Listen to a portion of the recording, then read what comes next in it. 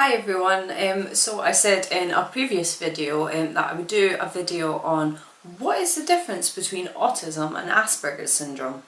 So Asperger's syndrome and high functioning autism are often referred to as the same diagnosis. While they currently exist as two separate diagnoses, there is an ongoing debate as in whether this is actually necessary. People with high-functioning autism and Asperger's syndrome have an average and above intelligence, but they may struggle with issues as in social interaction and communication.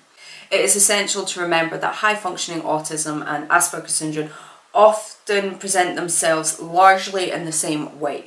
To me, this is quite confusing, having two separate diagnoses that are kind of the same and are often referred to as the same. It is confusing.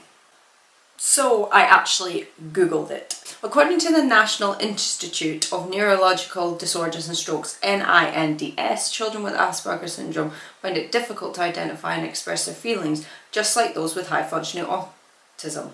They find it challenging to connect with others and don't often hold eye contact and have trouble reading other people's faces and gestures. Many children with AS flap their hands, a behaviour associated with classic autism, speak without much emotion and follow schedules regularly.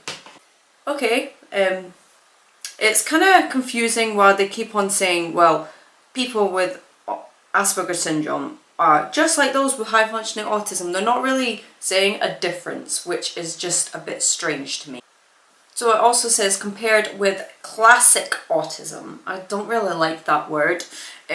Children with Asperger's syndrome and high functioning autism have IQs that fall in the normal or even superior range.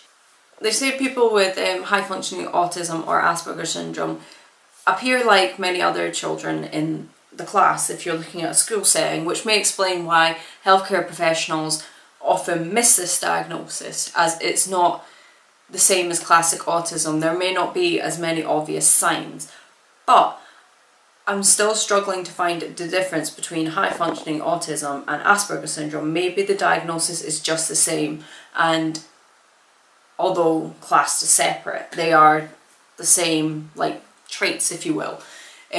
Maybe in the future this will be like done away with. It'll just be, instead of high functioning autism, it'll just be diagnosed as Asperger's syndrome, because I feel like there is a big misunderstanding that Asperger's syndrome is something completely different to autism, and this has caused a lot of confusion. When I say with my diagnosis, I have Asperger's syndrome, people are like, oh, is that mild autism?